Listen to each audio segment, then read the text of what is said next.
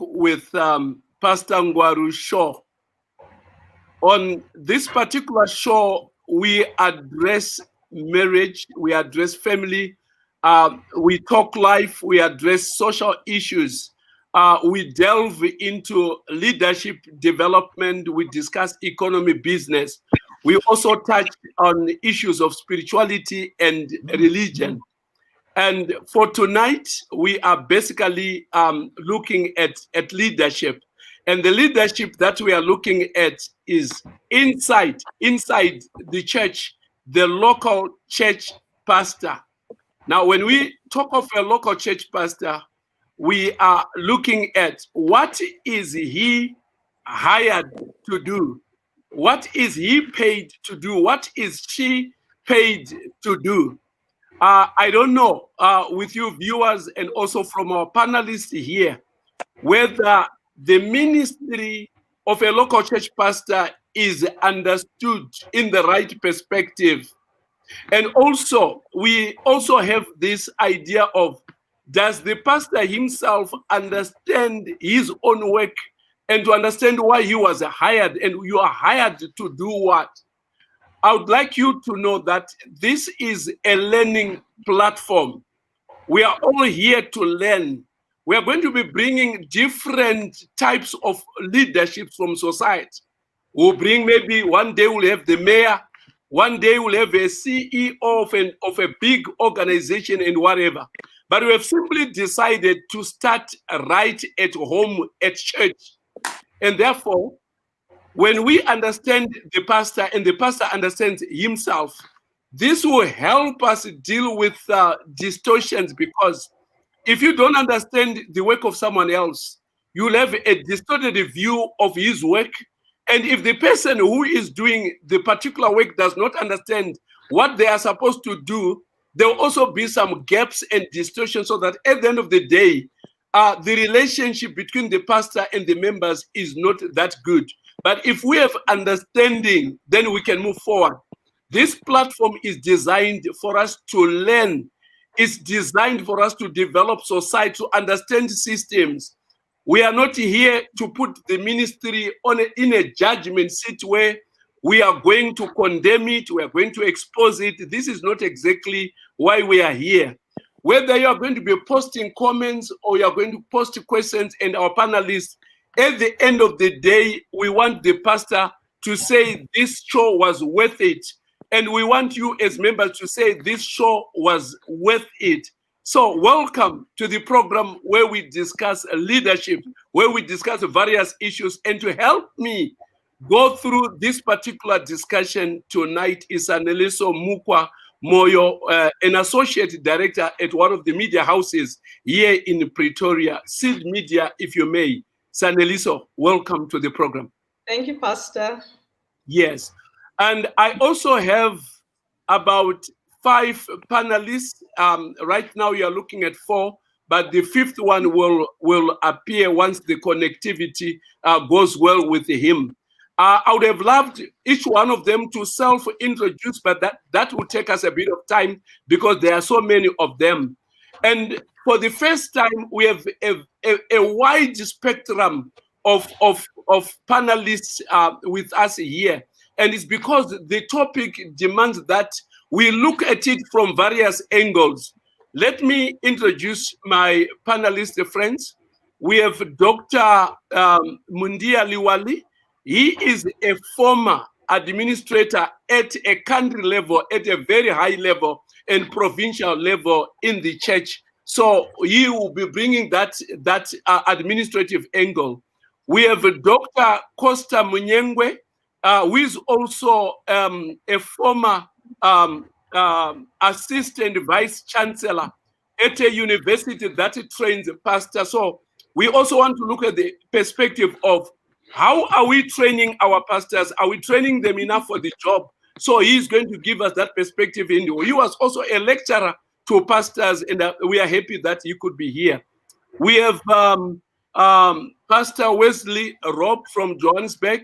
He's a frontline pastor. He's also at the office, and we are happy that these young people can actually inform us of what is happening currently in the ministry. Some of us, we've been there many years ago, but Rob and Mukize, Tulani Mukize, is also a frontline pastor. He also serves at the office. We are happy that these two young people can be with us here and what have you. And you can see the generational gap. Look at Pastor Ngor in a necktie, Costa Munyangwe in a necktie, and also Liwali in the necktie.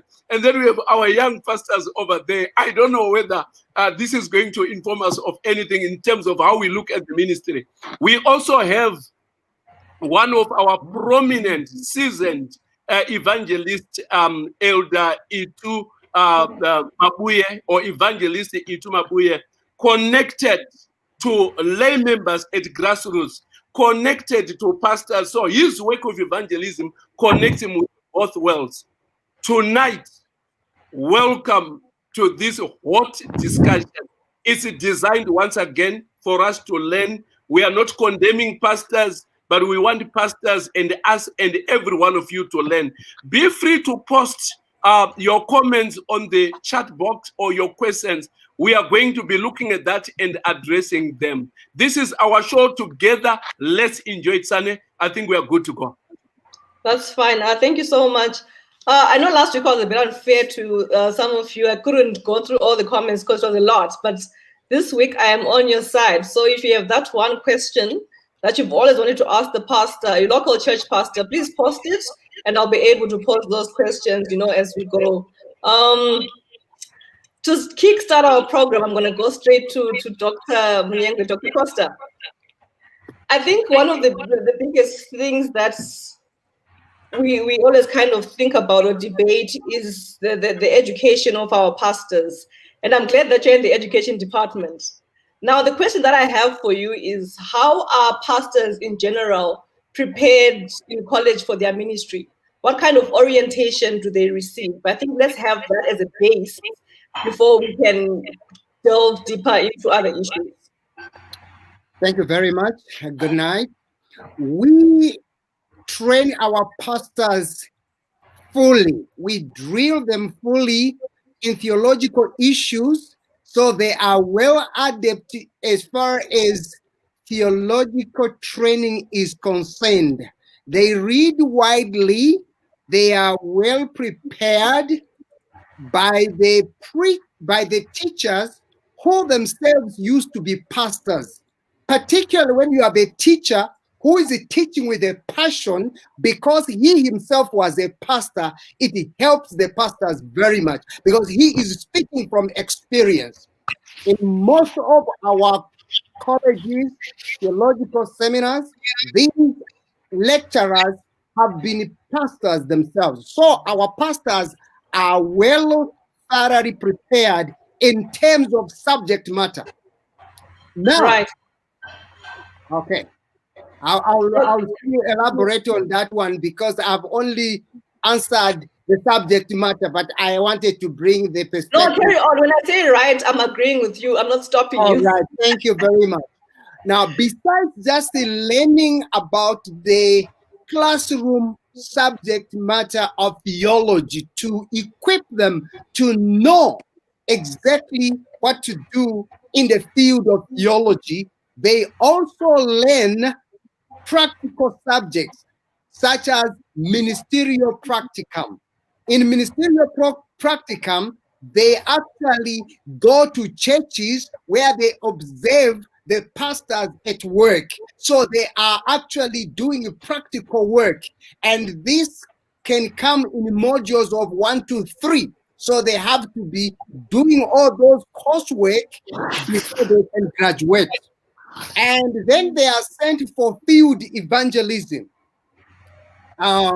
Now, in places where they are sent, sometimes they can go even as far as Lesotho, Swaziland, and so forth when there is availability of funds.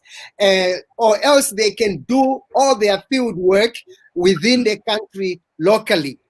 And they also are taught how to do homiletics. That is the art of preaching. They have to practically do it, preach to their fellow friends who are going to critically look at what they are doing whether they are doing the right thing. There is also introduction to chaplaincy and pastoring ministry. So all these are practical subjects that our pastors do. While they are still in the training, we have what we call ministerial association or theology student association, where we invite working pastors to address them and tell them what is in the field practically.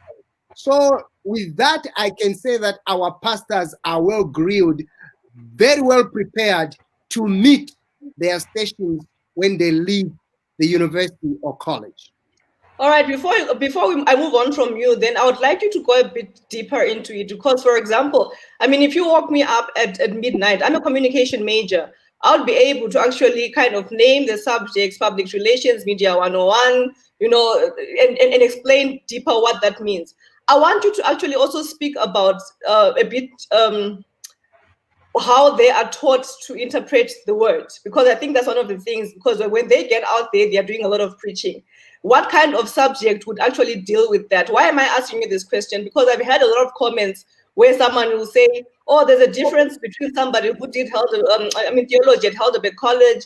There's a difference between somebody who did theology at Solusi. There's a difference between somebody who did, say, at Andrews or at Barreton. As far as interpreting the words, what is the name for that course? Because I want us to be very practical about it. So like I'm saying, in communication, I'll be able to say to you, no, in my first semester, I did public relations 101. For preparing the word, what is the name of that particular course? Preparing the word. I mean, are you talking about the word of God in order to be able to go and present it or to preach it? That's the homiletics subject where you learn how to preach. But otherwise, let me tell you concerning subjects, there is no such a thing that you are, or because someone was trained at Heidelberg and someone's trained at Solusi, you are actually talking about people who are training people, not the subjects. In SID, as theologians, we all teach exactly the same subjects. So the subjects that you are going to learn at Heidelberg are the same subjects you will find at Sangu and at Solusi. That is something that you don't just start as a university. We as the education department, we make sure that these subjects are all there. That's why a person from Heidelberg can go to any other university and transfer and he will be okay. So I'm glad you put it like that. So when you speak about differences, we're speaking about differences in the lecture and not the subject, mate. I'm glad we have that. It's just like you can be trained for communications from Pretoria. You can go and be trained in Zimbabwe or somewhere else. It's not really the subjects that are different. It's probably the delivery or the persons that are teaching, but the subjects are the same. Perfect. And maybe just to jump in, is it possible to do that? Yeah. Yes. And make a follow-up on your question, Sunny. Seeing that it looks like it's a bit of a challenge, and the society out there, they're a bit concerned and they seem like they're affected by this, so that there's a difference, which is the reason why they're raising it up. Is the administration doing something about it, just to ensure that obviously people are unique in the way they present, teach, and lecture? But is there a way that you are facilitating this to ensure that there's some standardization in terms of the delivery? Particularly on the side you can go for it. Yes. Well, we can't really quite standardize the delivery as such. Even, for example, give an example, a person that was trained at Oakwood College in the United States is slightly different to a person who is trained at Andrews University. The Oakwood College, when it comes to preaching, those guys, they are good in preaching. But you train the same person at Andrews University, he may not be exactly like a guy who came from Oakwood College. And you are not going to standardize that, because the way they do it, the way they deliver, the lecturers are totally different. Okay. Okay, thank you. May I come in there also? Dr. Mnyengwe, this is maybe not directly to you. We can engage others there and what have you. But I would like to make an observation. In the 60s, 70s, and 80s, and also, I'm not so sure about the 90s, you remember that if you were doing a degree in theology, you would go to do academics for 2 years, and then you will be sent to the field to work another 2 years. Then you come back and you finish your other 2 years, then you graduate. The bias then in the then olden days was that we are training practitioners who are not only having an appreciation of what the ministry is, but you give the guy 2 years of work, and then after that, let him go back to college, graduate, and he can appreciate what the ministry is. I am not so sure if we are gaining the same benefits. We've changed the program now to you do your 4 years straight, and maybe you, like you're telling us, ministerial practicum, you visit a church, you just observe what is happening there and so forth. I don't know whether our approach these days is leading to skills development. I'm looking at the vocational skills that the pastor needs to have, whether we are doing enough in that area. But that as it may, let me go to Pastor Tulani Mukize. I'm sure you were trained in Cape Town, and when you left, you joined the ministry. In terms of going through internship and being prepared on the ground, now you have your degree, and you are now going to face a church board, you're going to conduct a funeral, a wedding, or anything of that nature.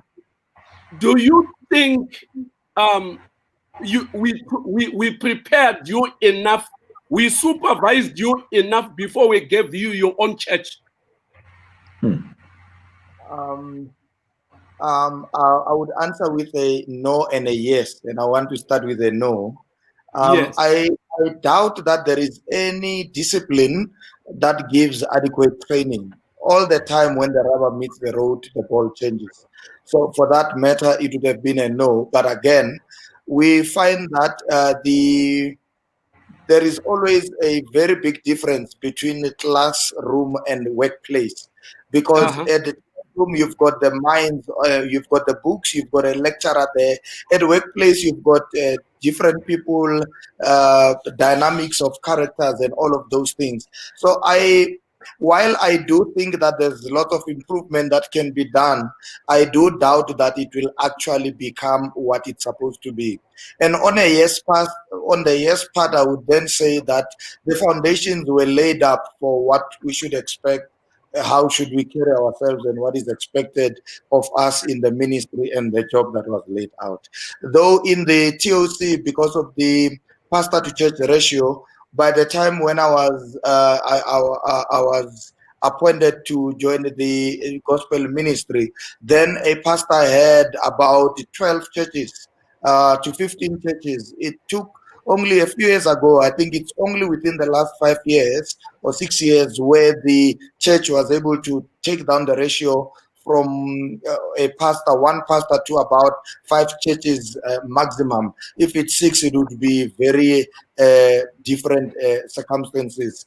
But that also, the number of churches to a pastor ratio, then does affect even your training at all, because the training that I received was a pastor to one church. It did not inform the ground where I had multi-churches to pastor, and that is part of the improvement that we still have to look into. Dr. Liwali, you are a former administrator. Now you are working here in Pretoria at the Southern Africa Regional Office, and what have you. You are not supervising pastors, as it were, but now you are working with them at this higher level where you are doing training. Now we are not doing classroom work. Now we are doing hands-on and what have you. But let's go back at a time when you were an administrator in Zambia, and maybe up until you came to South Africa here. Do you think the church is preparing our young pastors to do ministry are we doing enough to make sure that our young pastors, our children are pastoring well? Thank you so much for that question. Again, it is a yes and no. Yes, in the sense that the pastors, when they graduate from college, they graduate with a paper that makes them to be competitive with any other graduate anywhere. And they are able to pursue their academic endeavors anywhere in the world. So we are doing well. And the courses that Dr. Mnyengwe indicated are very, very well. And maybe where I feel we needed to improve is the ministerial association, where you bring people who are in the district to come and interact with the pastors in training should be strengthened. Number two, those who are being trained, they will be interacting with the people who may not even have the qualifications that these who are training are going to have at the end of the day. This person in the district may have only a diploma, but because of the experience they have, when they come to interact with these in training, the people in training should not look at the paper this particular person who is coming to interact with them has, but concentrate on the experience which is not taught in the classroom, but which is found there on the ground. And when that is done, I think there will be help. At the same time, I think we need to move a little bit better, a little bit away from purely being academic. Mm-hmm. Because if we are not careful, we might be training academic qualified pastors, but who may not fit well in the district because they are not prepared for that work. So there should be a balance of academic and the real practical issues on the ground. And once they are in the district, the people who are new in the should befriend the ministerial association office. And when we are as administrators, you would want them to be closer to the ministerial office so that whenever they find a challenge, it is easier for them to relate to that office, and they should trust that whatever they share with the ministerial office, it is between the two offices and it doesn't go anywhere. As an administrator, I told the pastors under me, those who had less than 5 years of experience, that I will give you time to make mistakes, not moral mistakes, but work-oriented mistakes. Because as they are trying to find their feet on the ground, you don't expect them to perform like somebody who has 10 years experience. Mm. Sometimes it's by trying this and that, and they discover this does not work, this work.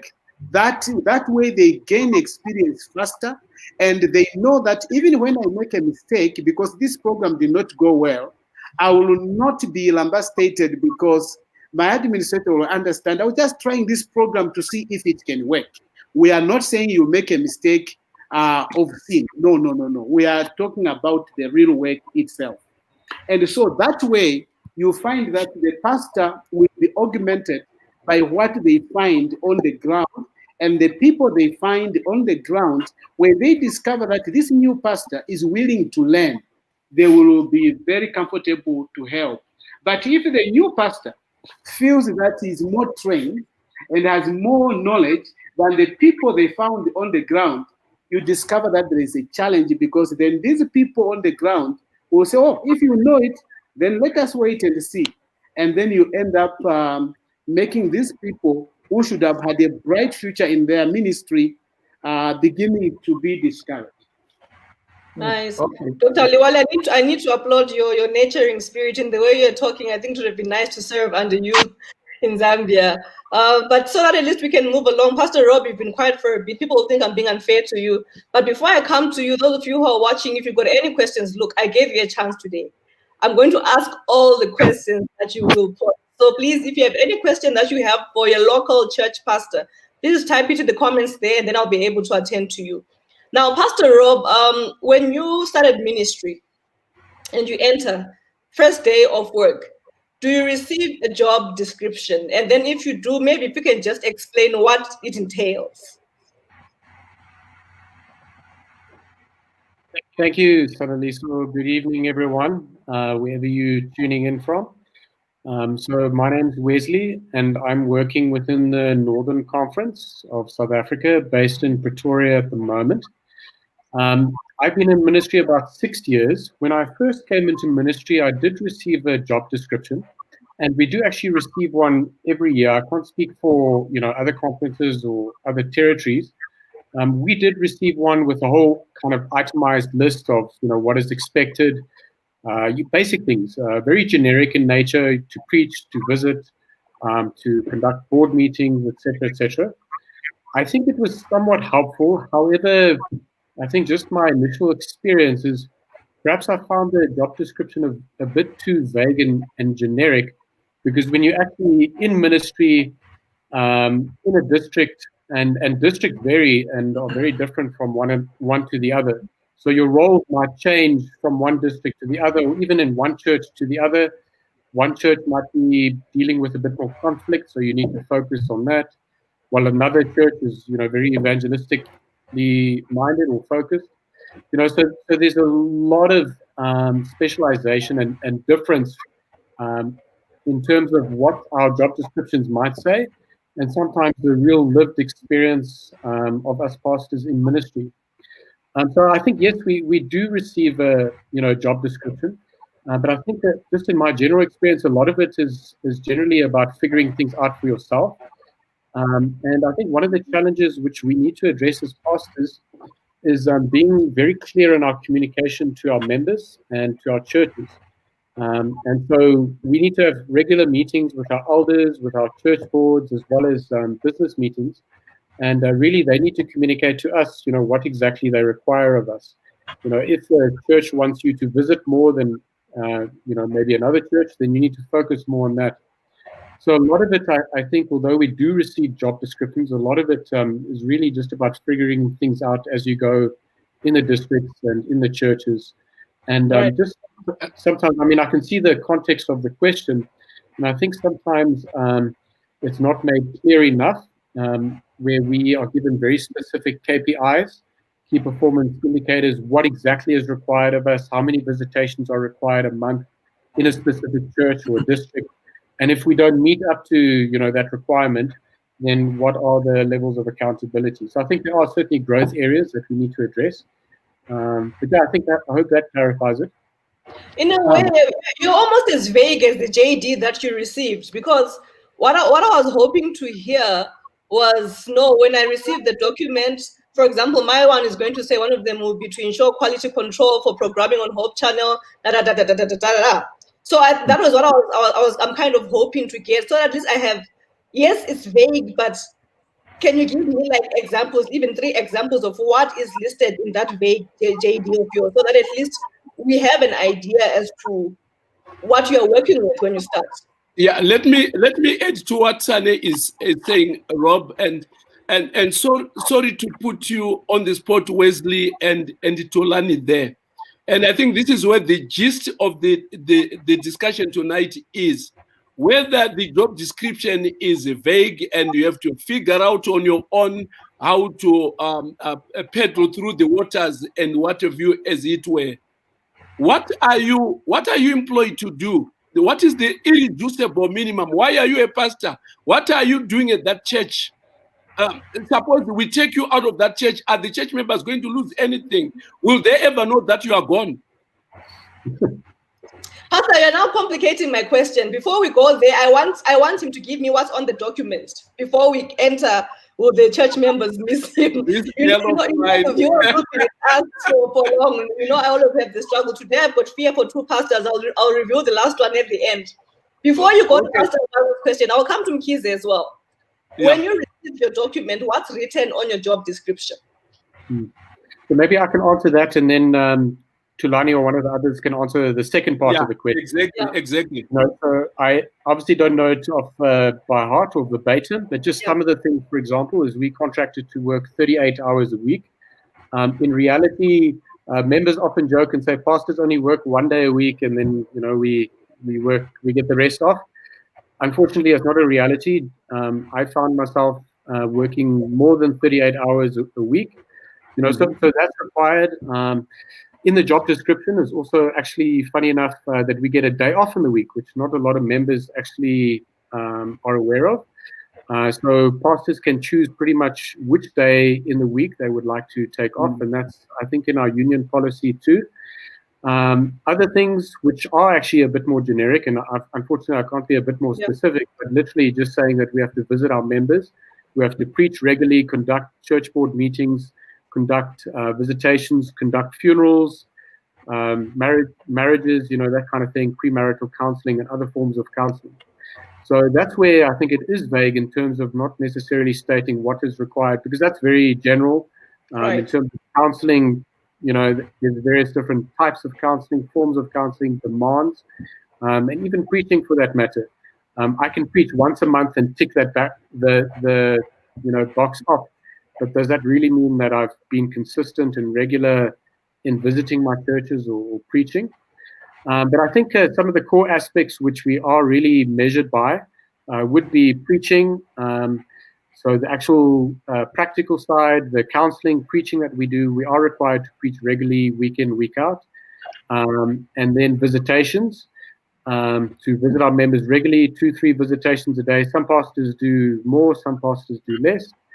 And then the administrative side of things, which is, I think, for me, the most important part of maybe our job description as pastors. We tend to be very busy doing a lot of things, and that's not necessarily a good thing. But I think first and foremost, the pastor's role is to cast a strategic vision for a specific church, for a district. And I think really that's where I want to encourage you members to really hold us accountable. Pastors can be doing visits, they can be preaching, but that doesn't necessarily mean they are effective in their work. So we really need to measure, for me at least, pastoral ministry and successful pastoral ministry on a pastor's ability to really cast vision and clarify that vision through biblical preaching, through Bible study, through presentations, etc., that really members and the church as a whole understand what their role is as a church member as well as in their community. So I hope I covered it. Those are just some of the things. I think there's probably a list of about 15 or so, and I've maybe just touched on 5. I can't quite recall the other bits and pieces. We have to attend regular workers' meetings, duties at the conference, administrative things here and there. But I think for me, those are the core ones. Yeah, I'm happy with that. I think I'll let you go for that for now. Yeah, Pastor. Thanks, Danny. Let's go. I think you've partly answered my question, and because we have other questions, and the viewers may even want to ask questions, let's move forward. Pastor Tulani Mkhize, I have a very interesting question for you. Is pastoral ministry, being a pastor, is it work? Is it a job that can actually fall under labor rules and laws and the bylaws, so that there is the employer-employee relationship with the terms that satisfy the law? Or a pastor is a law unto himself. If he works, it's up to him. If he doesn't work, it's up to him. If he attends meetings, it's up to him. He's just a roller coaster. He does what he thinks should be done. And like earlier on, Wesley was saying, sometimes you are supposed to find your way out, and the job description is not quite clear. Is ministerial work a real work, or is just we are pastors and we can see what can be done? If it can be done, if there's nothing to do, it's okay. I'll preach on a Saturday or on a Sunday. Okay. I will answer the question in 2 folds. The pastoral work is let me start here. Any organization is subject to the constitution of the country where it is. And because of the nature of the work that ministers do, and that the work needs certain people on the ground to go to churches and all of that, our job is counted for in the Labor Relations Act. There's employment equity and all of those things. You need to tread softly when you align that, because were you to go to the work of the pastor and you put the constitution, for example, in South Africa in the pastor, there will be a loss short, because the Labor Relations Act and the Equity Act would say you need to have so many male pastors and so many female pastors. You need to work certain hours a week and not days. After hours, it must be double pay. Weekends, you can't be work. If you do, you must get more money. So now, that's what I'm saying, that there is this dichotomy, a relationship where a pastor is having a job, and by virtue of receiving remuneration and a commitment of work, it is a job that is counted for in the constitution. Then you've got this other side of the work, which has to do with the spiritual side of it, the one that even when your supervisor, the president, is working with you, or any intern supervisor that is there, or anyone, the highest supervisor that exists for a pastor will be God himself. It will be the Holy Spirit. Now that part is a part that you will not find in class. You see, you can get a summa cum laude in theology. You can get all you can pass all things, but when it comes to your commitment to pray, your connection with God, your growth in faith, you see, there's a difference between preaching eloquently about faith and living a life of faith, experiencing God himself. Now, these things, they are also, in my view, they are also necessary and key to the pastor's job description, but they cannot be policed by anybody else except a pastor. Now, you would hear that the general complaint is that the pastor is not visible. Well, in the TOC, when I started work, I did not begin. Perhaps others received it. I was not there. I did not receive a clear job description. I was just placed there. But fortunately, with working with other pastors and having a ministerial secretary who would be caring enough to check on you or supervise the president, you get by somehow. And the elders, by the way, the church system is so beautiful that the people we are leading on the ground are also able to lead us or to empower us and to make us wise and to help us. Now, without that balance, the ambassador will not stand. But one of the things that I experienced in my ministry going on through this thing is exactly that, is that with whatever job description we can talk about, if you're talking about the pastoral presence, the pastoral etiquette, the pastoral attitude, his leadership or his administrative skills, all of those things, in my view, are fruits of the Spirit in the ministry. The things that you only get from God, not in a class, not from the conference, not anybody else, where you yourself need to wake up and connect with God who called you to the gospel ministry and do that. Last part that I want to mention here is that now, because we are having remuneration and we are working, we are accounted for, we are protected by Constitution. We are working in the church, we are receiving salary and all of that. Ministry is bigger than these things. That is why we do have ministers who would not have had, for instance, we are having Buddy here, Evangelist Mabuye. People who are full-time in the ministry, but not having a ministerial background or theological training, but they are full-time in this. We have a lot of ministers, people who are in the ministry, but who have not received formal training, but they too are contributing positively to the gospel ministry. You also have pastors who trained, but are not hired by any church, but in their personal capacity, they are working to show you that at the end of the day, ministry is personal. Even if you put these structures and all the rules in place, whether they are there or they are removed, at the end of the day, ministry will have to become your personal connection with God to carry out that spiritual gift that God has placed in your hands. Hey, Pastor Mkiz, I was about to say hallelujah. They're preaching here now. So in summary, what I'm hearing, definitely being a minister is it does fall, is protected under the labor laws, but there's a part that deals with your spiritual life and the Holy Spirit's work in your life. That's the summary of what I got. Pastors, I can see you are itching, but I promised the viewers today that I would ask questions. So just allow me to at least take 2 questions. I yes, wanted to comment less than 1 minute. That's fine. For us, those pastors, I want to ask all of us and ourselves a question. What is the difference between me as a pastor and any other employee anywhere? The difference is not that I am remunerated. The difference is our vocation. Ours is a call. Unless we emphasize on the call, then there is no difference between the pastor and any other employee anywhere else. And immediately we see ourselves most as workers, we will do what other workers do outside. But first and foremost, we need to see ourselves as called by God. Secondarily, then as workers. That's why we can even serve when there is no income because of the call we feel we received from God. Thank you. That's deep. I could have actually given you 10 hours to give that one. Questions from the audience. I'm going to throw this one at Dr. Mnyengwe. And Pastor Liwali, maybe you'll also be able to come in. I hope that your answer will agree. Otherwise, you'll put me in a problem here. The question is that, is a local church pastor allowed to run a ministry that benefits his own personal income? One more time, sorry. Is a local church pastor allowed to run a ministry that benefits his own personal income? Dr. Mnyengwe.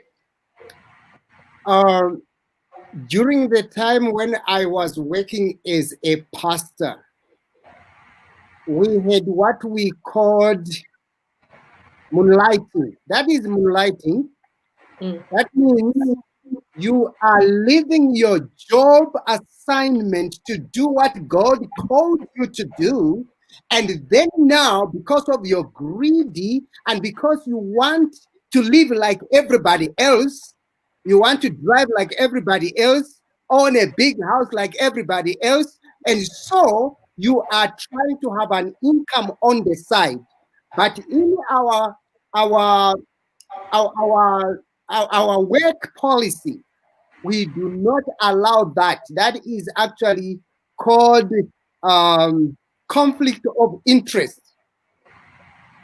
However, we have realized that we don't want pastors to suffer to such an extent that they cannot even educate their own children. The church provides a policy whereby they can educate the children of a pastor. They can help. And so the policies of the church are so good that they can help. So at no time should a pastor be involved during work time to do their own work on the side, leaving the work God has called them to do. Unless other family members are doing the work, or probably his wife is doing the work for him. But a pastor is employed, like Pastor Wesley there said, during the week, a pastor is busy doing all sorts of work that are related to his work. Otherwise, it's not, maybe Pastor Liwali can add to that, I don't know. Dr. Liwali, you want to add to that? Just less than a minute. We know that what the church gives or remunerates a worker is not enough. Everywhere, it's not enough. And that's why when we joined ministry, we knew that if we wanted to get more, we would have been elsewhere, but we felt the call to be in the ministry to get the little that we are supposed to get. If Liwali was to be involved, out of the 6 days I work, I spend 4 days doing something to supplement the income the church gives me. And then I reserve only 2 days for the real work that is making me to be called a pastor. That one is a serious issue. And as much as possible, we are not supposed to do that. We should be full-time pastors because ours is 24/7. Yes. Now, what I want to get clear so that at least our audience is very clear. So we are saying, I mean, every organization in the world has got their way policy, whether it's in the church or what. So we are saying that if I open our policy book, it does not allow for that. Is that what we are saying? Pastor Dr. Diwali? Yes, it doesn't. And I think Mukiza needs to come in and help us in that regard as well. Yeah. Okay. Yeah, currently, every year we read the conflict of interest form in the conference. But I would like us to look at the question. The question was, is a pastor allowed to run a ministry that provides income? I think, let's be honest, yes. On personal income. Yeah, yes, a pastor should be. If I sell books and they benefit me, I should be able to. There's no crime in me selling books and I make income of that. There's no sin. I'm not stealing anybody's time. It's within my work to sell books. When I pray, when I do such a ministry, because I think the question was ministry, but I agree with the senior pastors. If the issue is you are starting a different vocation, so that you are a pastor and then you are also something else, they are correct. Our policy says no. But for you to be able to, and our conflict of interest form is very clear. It says you are not allowed to do something that will make it impossible for you to carry out your duties as a pastor. Now that is everything, whether it's sports, whether it's whatever, whether it's health. Body is in the herbal space, in the herbal ministry, where even if it's that good as it is, if that hinders into my work as a pastor, it's a total no. I wanted us to balance it out, but the senior pastors are very correct. No one is allowed to do a competing work that will make the job difficult for them to carry it out. But shouldn't I benefit? And maybe that's why we must discuss this. Shouldn't I benefit when I'm selling books because I'm a pastor and I say, no, I can't benefit from that and have that few? Because this ministry I'm talking about, the literature ministry, is allowed in the pastoral ministry. The other day we were busy with the program of a fundraising for Meals on Wheels and ADRA and all of those things. And there were benefits that are added to that. And even the conference was supporting that, to say these are formal or good ways in which a pastor can have their extra income, not moonlighting. I agree with you, Pastor Mnyengwe. I'm not differing with you. Moonlighting is a crime everywhere else. It's a crime to do that. But I mentioned earlier that today I feared two pastors. The pastor has revealed himself. Pastor Kize and Pastor very interesting. Clarified. Thank you. I would like to. I don't want us to leave this thing hanging. My father was a pastor, a publishing director for many years. I want us to be very clear. So, are we going to leave and agree to say that if Pastor Mkize decides that he wants to sell to be a LE as well in conjunction with his work, is that okay? Is that allowed by the policy? Well, I've been a publishing director for a long time. Yes. I do not think that is a very common trend at all. In fact, as soon as I stopped being a literature evangelist and I was a paid pastor or a paid publishing director, whatever book I would sell, that amount of money would go to my literature evangelist, because myself, I have a salary, I'm paid. And therefore, as a worker, I had the right, I was supposed to give that money to the person who is not paid, who does not get a salary. Okay. Thanks for that. We need to go to Elder E2 there, and what have you. And as we go to our elder there, I want us to know that our viewers are not all Seventh-day Adventists. And Seventh-day Adventists would understand their financial policy because their pastors are paid from a pool. But when you go to the Pentecostal world, maybe if you go back to the question, that man may have to do something to raise this money because some of them are allowed to work in the industry and be pastors again and stuff like that. But where you are getting a full pay, a full package, as an Adventist pastor, it would be unfair to the organization that we are paying your house, your education, your children, your health, and then you spend 6 days hunting for money, selling tomatoes and onions and doing that. And then on Saturday, that's when you appear on the pulpit. That would be unfair to the organization. But if your church system allows you to work in the industry and the pastor at the same time, I think other denominations have no problem with that. But as Adventists, definitely would have a problem with that. Elder Mabuye, we are going to jump the gun here and come to you. Yeah. What are members saying? You are representing members. What are the joys and what are the cries when members look at us as pastors doing ministry? What are they happy with? What are they not happy with? All right. Thank you so much, Pastor Ngwaru, and greetings to everyone, all the viewers. This is a very powerful slot that we're having. There's few things that the members are expecting from the pastors. And the biggest cry of the church is, pastors, please lead us. And that's what they're looking for. That's point number one, leadership and guidance. Yeah. This is the sheep.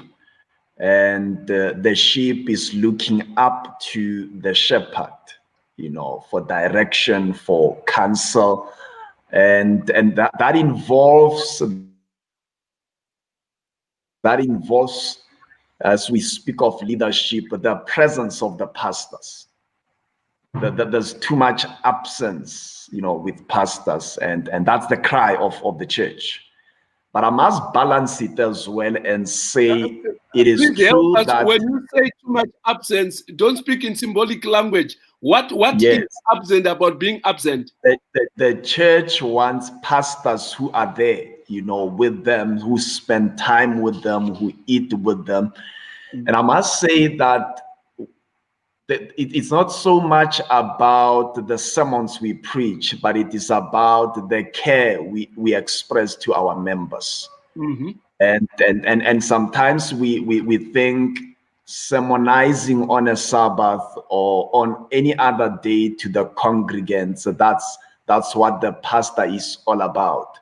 But the church is looking for a pastor who can be with them, fellowship with them, even if it means not preaching that day, but the fact that I'm spending time with them, that's what the church is looking for. The second thing that the church is looking for is accountability. Mm-hmm. Yes, and I think one of the speakers, highlighted on that point of accountability, and I think what the church has been experiencing is the fact that the pastors don't seem to feel more accountable to their members.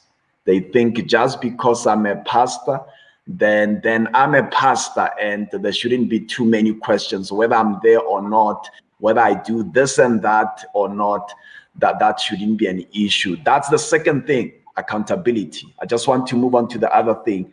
The other thing is consistency in what we do, as pastors for the churches that we are serving.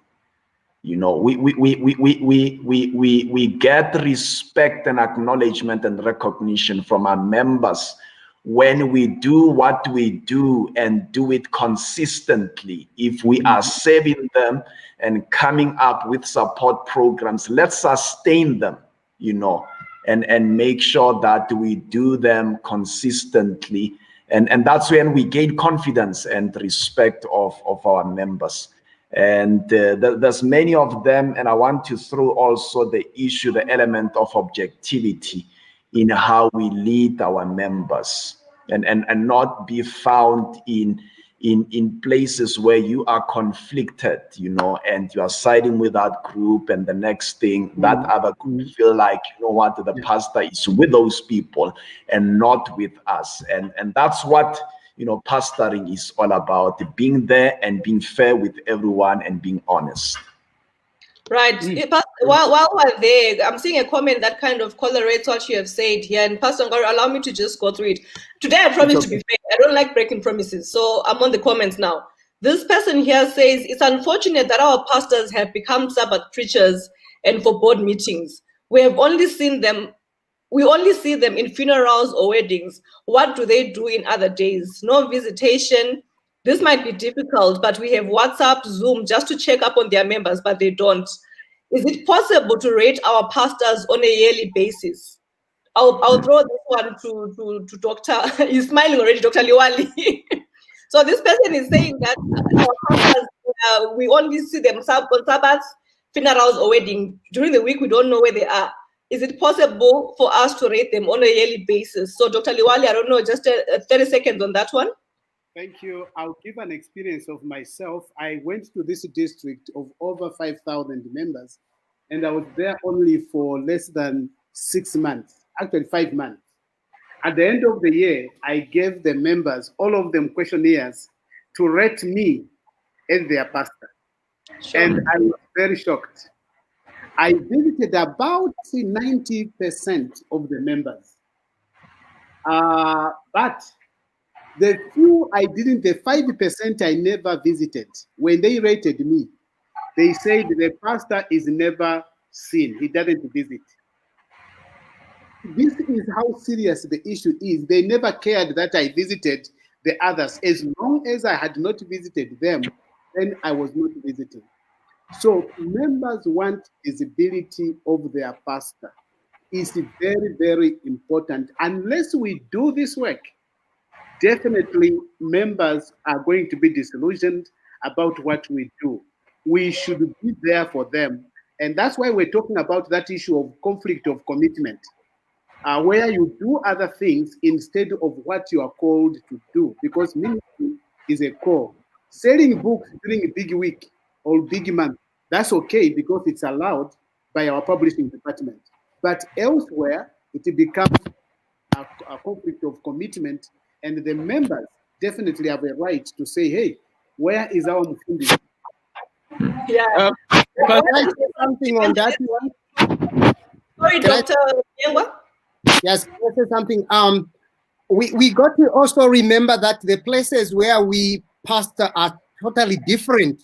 In some places, you are not just allowed to go and start visiting and knocking doors of your church members.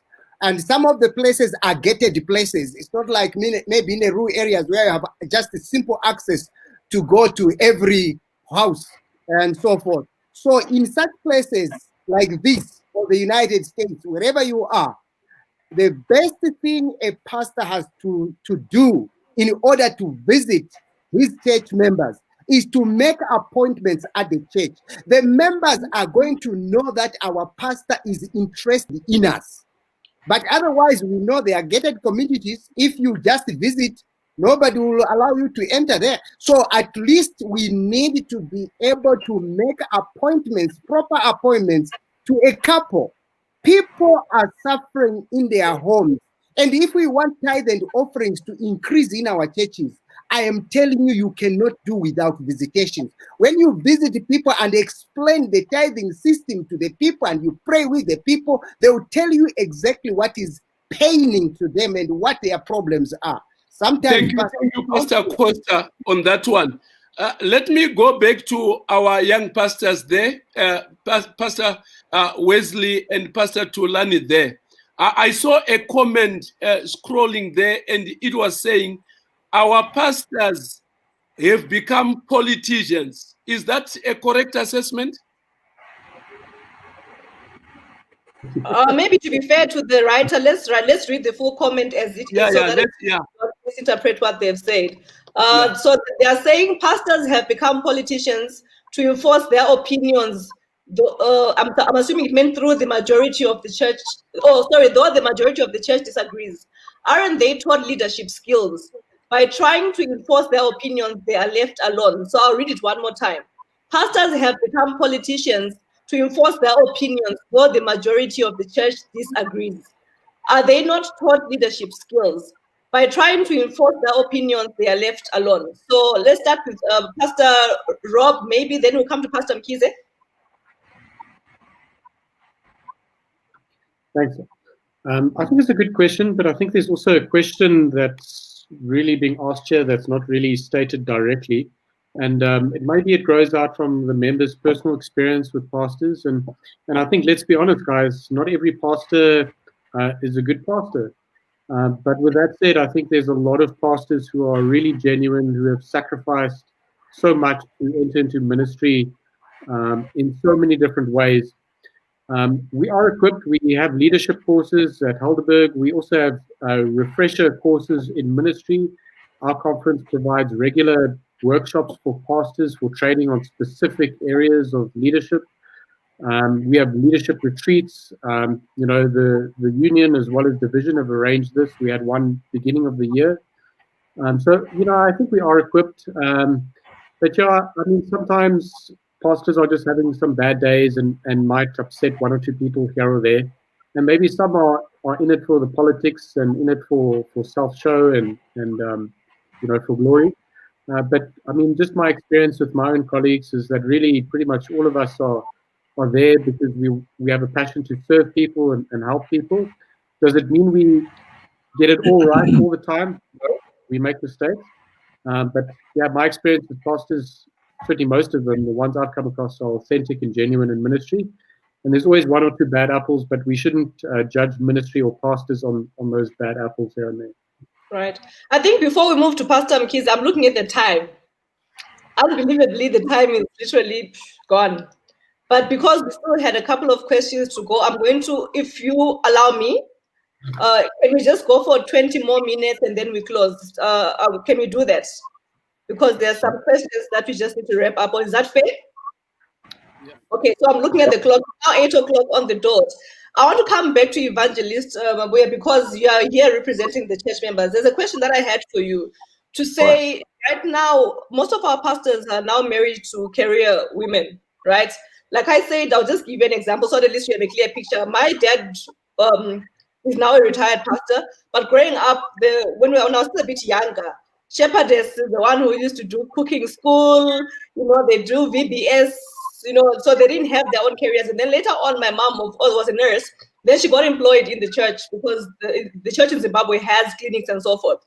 So now we have a situation where our shepherdess, our pastors' wives, they're not just there or wanting to work in the church. They are career-driven women. Now, the question that I have for you, coming from a church member's perspective, do you feel like the pastor's wife who is career-driven outside of this church organization, do you feel that this is adding value to the ministry of the pastor? That's a very interesting question, Sister Sani. Personally, I must qualify this, that I don't see anything wrong with pastors who are driving big cars, living in powerful houses, and married to very powerful and influential women. The issue is the attitude of the pastor at the end of the day. Yes, we are destroyed not by the things we have, but the attitude that we develop towards the things that we have. So it can go either way. It can go either way. Let me complicate. Sorry, Itu. Let me complicate it, Sane. Right. Right now, all of us here who are here as pastors, maybe we are, the minimum could be a degree, but we are masters, we are doctors, and we are every. Right now, we are highly educated, and I don't want to apologize on that.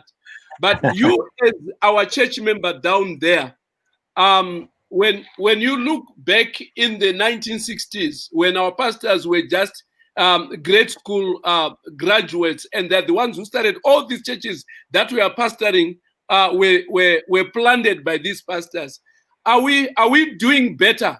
Are we satisfactorily doing better? Are we using our education to advance the work and to manage the church better? What do you see there? Oh, it's a yes or no. Masters, Pastor Mkhize's masters and whatever. Are we leveraging on the education that we have? What is the perception of members? Yeah, that is so true, Muruti. The perception, obviously, of the members, being very objective about it, they feel like all these things, are interfering with what the pastor should be doing, their performance, their involvement in the mission.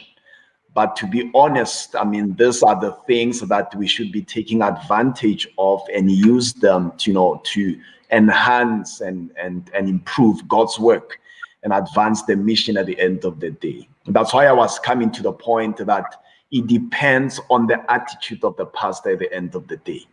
Because you can have all these things, but if the attitude is wrong, you will not benefit much from them, and the church generally will also not benefit. And that's why there'll be cries from the members, about, oh, that pastor is driving a big car. That big car, is derailing him from the mission, when it should be the opposite, the other way around. Right. That big car Sorry, carry on. I was saying that big car should be an advantage to serving the Lord, even more powerfully. Yeah. I'm watching the time, so I'm trying to make sure I balance so that I can leave 10 minutes for the questions and comments. For me, can I just put my humble opinion for once and for all, because this has been a burden in my heart. The way I view education, be it your master's, your DMin, your PhD. Once upon a time in my life, I had braces on my teeth because I wanted to straighten, one tooth. But I didn't go around everywhere saying, look, I got braces. It was for my own benefits. You understand? It was for my own benefits. So now, for me, I think the challenge comes if you get that education and then throw it at people's faces, then it makes you, the attitude that evangelist is talking about, it becomes a problem. Education, I believe, is for your own benefit, for your own growth, so that when you come out, you are more informed about discussions. But the moment that you have to go and parade and announce to everybody that don't forget I got a PhD, don't forget I'm Dr. So-and-so, I think you've lost the whole essence of it. That is just my thing. So I think I agree with Evangelist to say it's the attitude. You can have everything. Your wife can be career driven. You can have your PhD as a pastor, but if your attitude is wrong, then the church members are going to have an issue with it. Study as much as you want, get as much money as you want, but for your own benefit, not to show off and not to have an attitude, I want just to move on so that at least we manage with time here. Dr.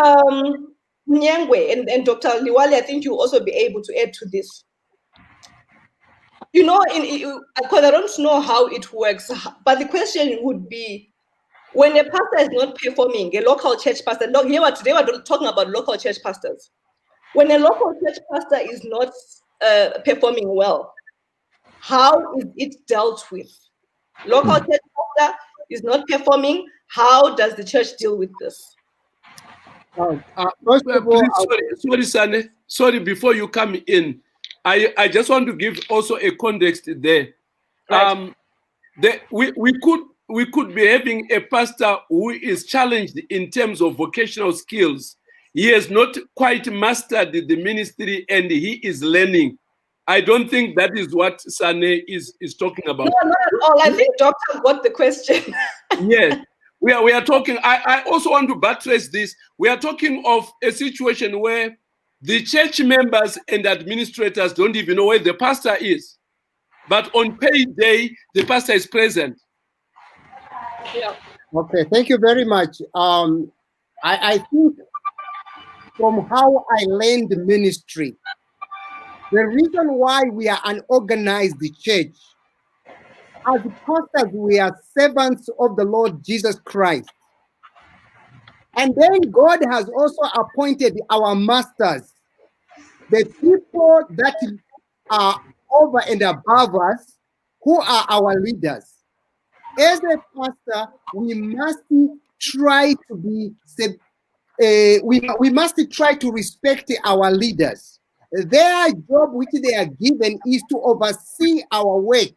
And so, when a pastor is not working, you cannot just fire him if you haven't done anything. You cannot do that. It's the job of the administrators to call that person and sit down with him. Or sometimes you can, the leader can even visit the pastor in their home to say, look, I am getting these comments from my church, from your church members, that they don't see you, you are not doing this and this, and so forth and so forth. Then they are actually caring for their pastor and praying with the pastor and helping him. And I think that that can help. But where a situation where the leadership, they are completely not doing anything even to help the pastor. That is not the right spirit. The right spirit is call a person, tell them, this is what we are hearing. What are you doing about it? That is caring ministry. Okay. So to be fair, Dr. Liwale, I want to come to you. All things being equal, and you have given, like you said, you used to do back in the days, you have given them 5 years to make mistakes, not moral mistakes, but mistakes in the work. All things being fair, is it then not true? Because I've heard a lot of this where it's assumed that the church does not fire workers or discipline them. When you have a problem with a pastor, you simply transfer them from church to church to church to church. So, for example, let's just say Pastor Tulani Mkize was pastoring at Orlando West. Ne? Then you have a problem, you can't deal with it, you will transfer him to, I don't know, a smaller church, njalo njalo, until, you know, it's a continuous cycle. How do we deal with such thoughts where people are saying the church, all things being equal, all procedures have been followed, you are not able to discipline your pastors, you just pass them to other churches who may not know the behavior of that pastor? Well, thank you very much. I will answer it, but as I do so, allow me to say that sometimes ministry is a challenge.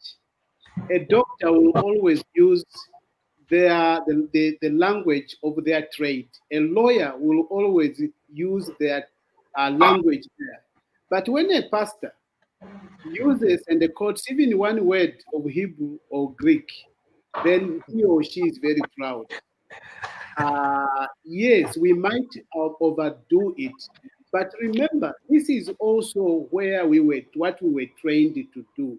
Sometimes we just quote this one word in order to bring out the meaning that you may not find on the surface. It's not pride, but just a way of enriching the understanding of the members whom we love very much. You know, to accuse the church that when workers or pastors do something wrong, they are just transferred from one place to the other. Maybe may not be fair, because in all conferences, I'm sure, if people would be fair, they would know of 1 or 2 workers who are no longer pastoring because they were told, no, you can no longer fit in the system, you go. Like Pastor Munyengwe said, we need to balance the two.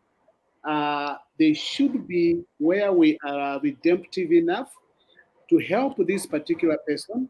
And then when it reaches another level, the administration will come in and now act as administrators to say, hey, I think we have done so much. This is how far we can go. Beyond this, we are not able. Okay. Okay, I thanks. think you're trying to be fair. Pastor Ngwaru, sorry, I'm really, you know why, Pastor Ngwaru, I'm trying to rein in, because now we've got 10 minutes left before so I'm trying to ensure that we get to the comments on the section here. Yeah, before we go, just one second on that one. I think fine. we may not jump this. Just 1 second. Okay. It will be very important as we wind up to kind of descend with our discussion here. Let's end up looking at how then can we develop our pastors to be ideal pastors, or to match the kind of pastor we have in our minds, or the organization have. Maybe in 1 second each from the 2 pastors, frontline pastors there, and even our elder, just 1 line, not a paragraph. What is it that is needed to have pastors who can deliver, who can command the confidence? And after that, let Sane go to the discussion chat there. Please, in just 1 line, don't take 2 lines, please. Mukize and E2 and Wesley. Okay, thank you, Muruti. When it comes to pastoral development, the first thing that I would put as very important, and this I did not learn when I entered the ministry, but over time, it took me time to realize it. I think the first development that a pastor must do is his personal spiritual development. You know, when you are sitting, there should be a time when I'm doing this because God has called me to do it, not because there's a president watching me or people are expecting this.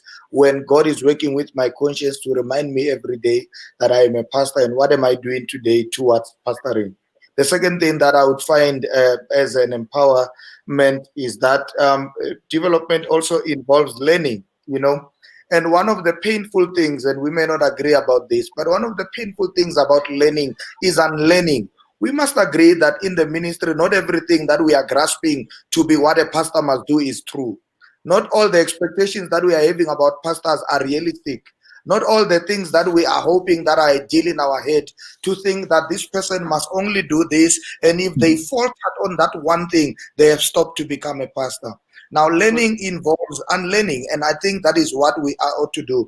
I want to make it clear that as we pastors are developing to grow and learning and to develop that, we also are needing more members who are supportive to the ministry, who are supportive to the pastor, who are reciprocating the respect and the honor and the space to minister. Because honestly, you see, ministry is one discipline that is in trouble.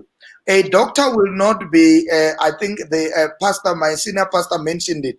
A doctor, you will not compete with a doctor because you read a medical book from a library.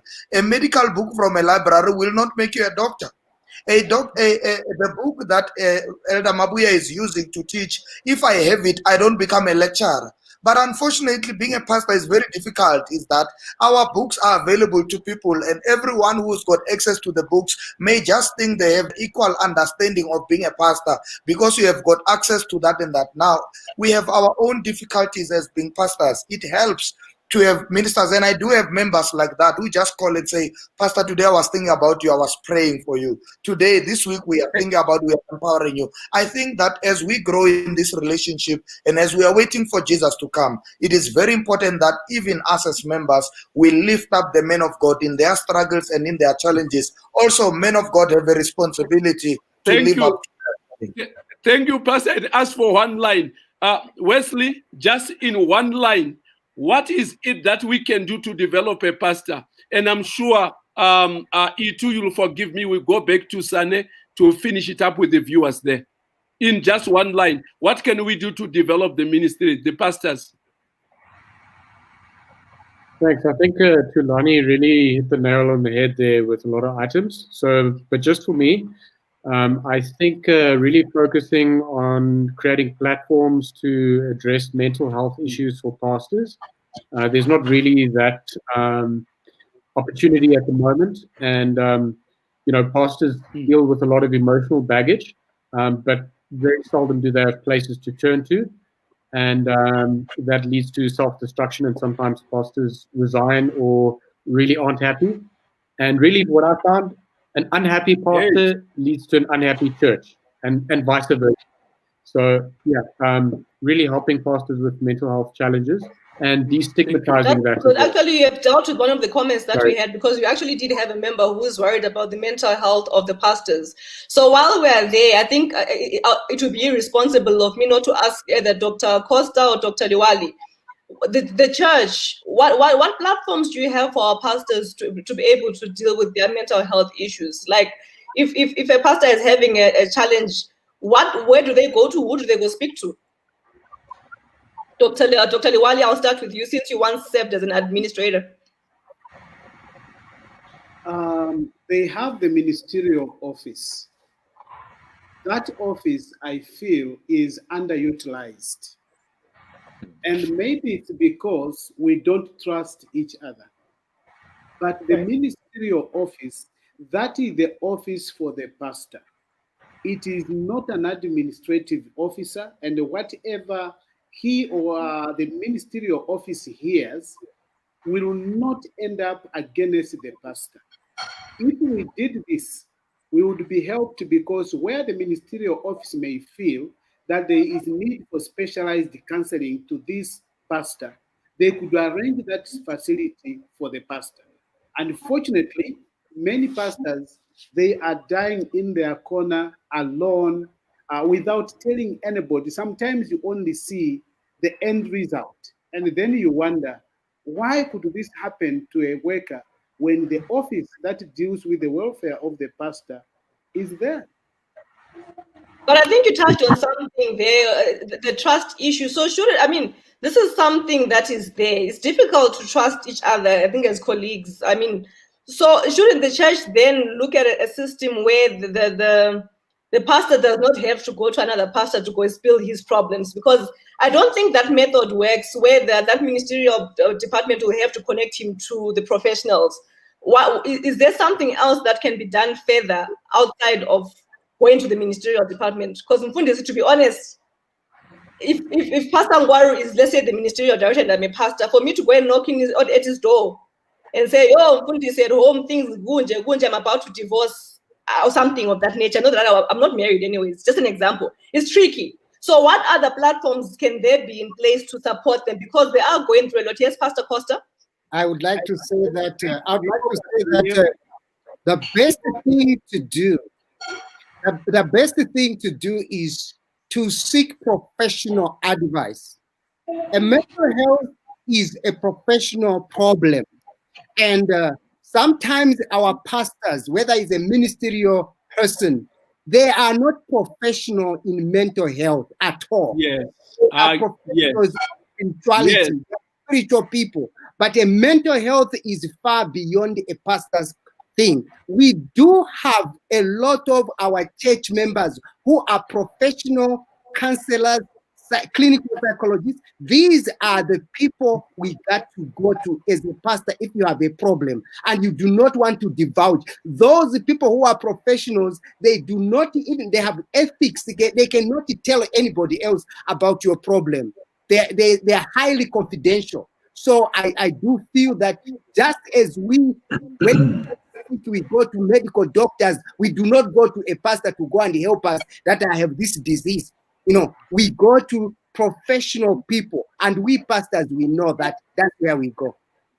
Also, maybe just as a thought, if the administrators are listening somewhere. Yes, Dr. Liwali? Yes. I worked as a ministerial secretary. I want to say that much of the mental issues the worker has have to do with the work he or she is doing. Right. The majority of that.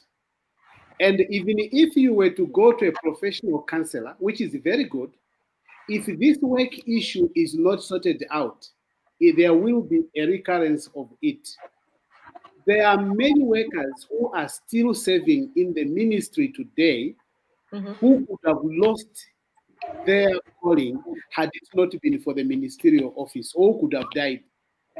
And so we should balance the two, the ministerial office and seeking outside professional counseling. That is understood.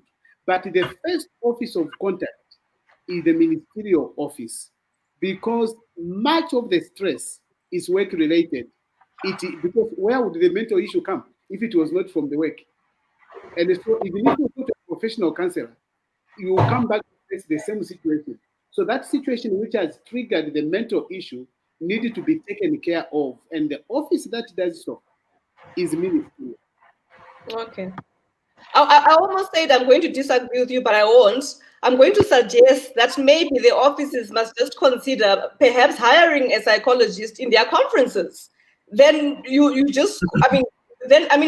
know that they are professional and that's what their job is. Maybe it's time for you to consider the department to have an in-house psychologist so that it's balanced. Because hey, Mfundisi, I run a pastor's kids page on Facebook. The stories I can share there, it's difficult. It's not as easy as you're saying it here, but they're struggling. Okay, we've got 5 minutes to wrap up. Hey, audience, I tried my best, Mara. There's a lot of questions, but I want to just give our panelists at least a chance to wind up, and then forgive me if I couldn't get to you. I tried my best, but Pastor Ngwaru was not allowing me. You saw. So if you have an issue, just write to him on Facebook. He did not allow me to get your questions on time, so discuss with him. Pastor Dr. Costa, what are your final words as we wrap up this conversation today?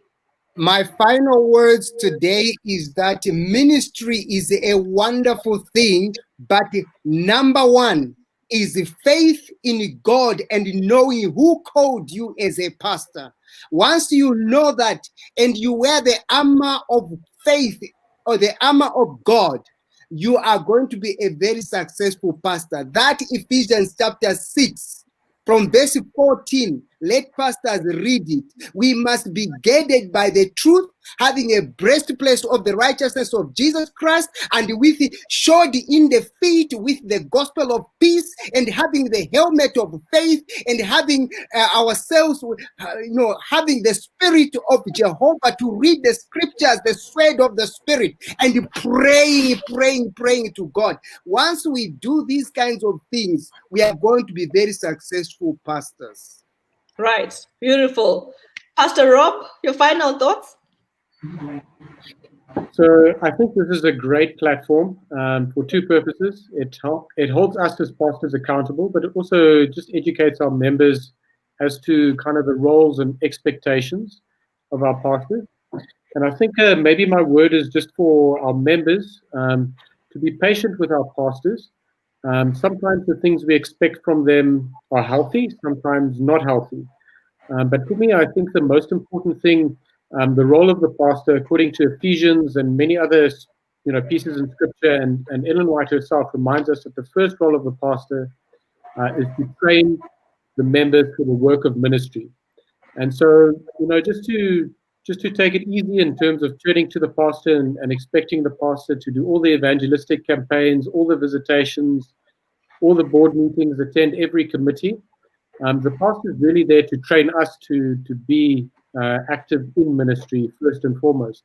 So really to challenge your pastor for that, rather than say, well, I didn't enjoy the sermon today, I haven't seen him at all. Let's hold our pastors accountable as to whether or not they are training us to be ministers in our own space, and rather complain to the degree that we are trained or not trained to preach, to do Bible study, to engage our communities, to do lesson studies, rather than, well, I never see my pastor or he hasn't visited me. Those things are important, but I would rather hear my members complaining, my pastor never trains me. Then that for me would really cut deep. So yeah, I think just to chat with your pastor. Most pastors are really open to engage, and so just ask them, and that's the first step of engagement and education. Pastor, what does your week look like? What do you do for a living? And I think if we learn to walk a mile in our pastor's shoes and the burdens they have to bear, and sometimes the rubbish they have to deal with, I think we'll have a very different perspective on what ministry is really all about. So pray for our pastors, support them. They're doing a great job. And just try to walk in their shoes a little bit as well. Nice. That's nice and thoughtful. Dr. Liwali, before I come to you, I just want to pick a small bone with you. I don't have a problem with one or two Greek or Hebrew words. But if you go to rural Kezi in Zimbabwe and you throw a Hebrew or Greek word to my grandmother, then I think there's an error. I want to just put that out there. I think if you do that, you must look at the setting and your audience. Now, that was just my final words for you. What are your final words for the audience? Pastors are always very sensitive with the audience. They will never pick a Hebrew word when they are there in Cholocho. No, they won't. I'll start recording for you. But when they go to Selborne, they will do that. Amen. My words come from Acts 20, verse 28. Take heed, therefore, unto yourselves. This is now I would refer that to the pastor and to all the flock, then to the church member, over which the Holy Ghost has made you overseers, to feed the church of God, which he has purchased with his own blood. If you do that as a pastor, definitely the Lord will commend you at his coming. Amen. Pastor Mkhize, it felt like we're back in College Youth Council, having a back and forth. What are your final words, for the show today? Ministry is a very noble calling. It is beautiful. Actually, a pastor is just paid for his time. If you ask me, what are we paying you for? We are paying you to prepare, to learn about God, to be close to him, to intercede on our behalf, to sit there, pray, and come back and encourage us, support us, give us leadership, be accountable, be present. And those are the beautiful things. What I think we can do, we can continue that path. Let's support each other. Let's do our best. Let's develop one another, and the Lord will bless all of us. I want to leave a text, Philippians 1 verse 6. Let this mind be in you, the same that was in Jesus Christ. If we align our lives with Christ, we will never miss the mark, both as members and both as pastors. Amen. And we will be able to finish the gospel work that is ahead. Amen. Amen. Amen. Amen. For you, I have a Yes. special task because I feel our pastors, sometimes they get quite a lashing from the church members. Now we are sitting here with specifically Pastor Rob and Pastor Mkize. From the church members' point of view, what words of encouragement would you give them as they continue in their ministry? Amen. Thank you so much. The first thing is improving communication with members. And this has become a big challenge where there's lack of proper communication from the pastor. That's when we end up seeing members complaining about the pastors. Because, I mean, to be fair, pastors are also people and they're going through their struggles in life.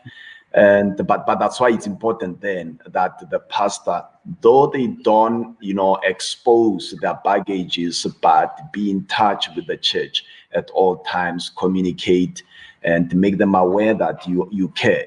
The second point that I wanted to highlight was the verse that Pastor Mkize just stole from my mind, Philippians chapter 2 verse 5, that let this mind which was in Christ Jesus be also in you. That's powerful.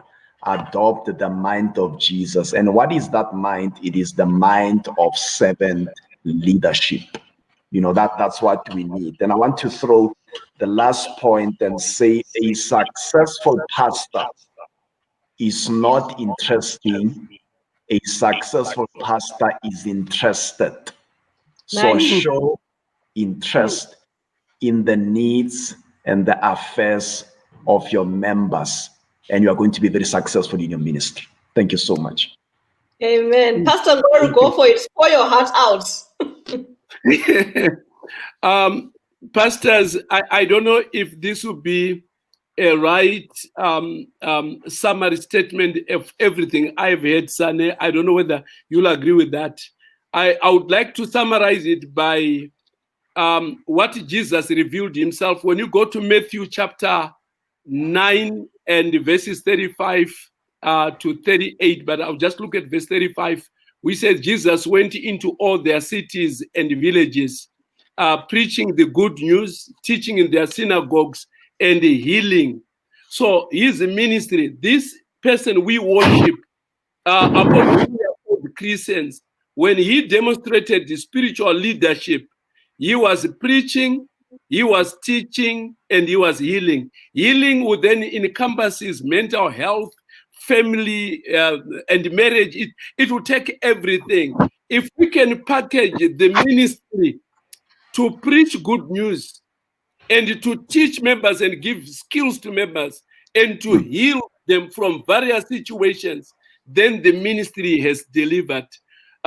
Friends, it was wonderful, wonderful. You can get from the comments on the chat line there how people have been touched by your presentations and your viewpoints.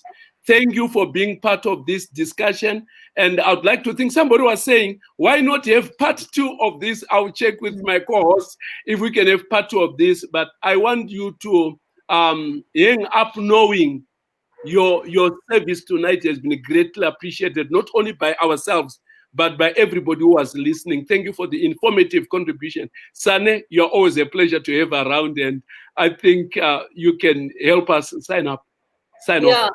Thank you so much to our participants. I think I like your honesty. We tried to put you in hard corners, but you came out as honestly as you could. But I do hope that also if your leaders were listening, they will try and address some of the issues that the local church pastors there have brought up. But otherwise, the whole thing, there's no point. At the end of the day, we want to move in a progressive way and support the ministry as best as possible. There's just something very important that I saw here before I summarize. Somebody says that it's good for the pastor's wife to be career driven, because in the eventuality that the pastor should get sick or something happens, at least they're able to stand for themselves and be able to take care of themselves and the family. So it's something to think about, as you move forward. But to the audience, like I said, if I didn't get to you, write to Pastor Ngwaru, not to me. I tried my best. To get your comments, but we really appreciate that you are here. And Pastor Ngwaru will see if he's able to have part 2 and then we can take it up from there. But I think it was a beautiful discussion that we tried to cover all aspects.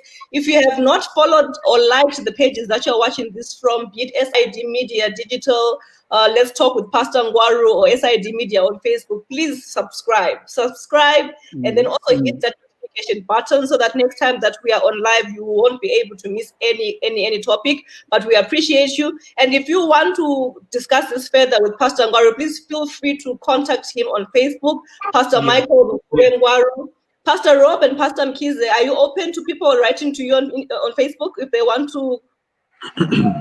Yes, so they've given the go-ahead for that. If you still want to discuss further with Pastor Rob or Pastor Mkize, or if you want to just support them, guys, sometimes just support, don't shout. If you want to just support them, give them a prayer, hit them up on Facebook, and then give you ideas as well. Dr. Liwali, Dr. Mnyengwe, I think we have our SID platform on Facebook. If you have questions for Dr. Liwali or Dr. Mnyengwe, you're welcome to write to us on SIDMEDIA Facebook, and then we'll pass on the questions to the relevant departments. But otherwise, thank you so much. God bless you, and I hope that you have a good evening. Until next time. Amen. Goodbye. Thank you. Thanks. Thank you. Bye. It was good meeting all of you. Hey.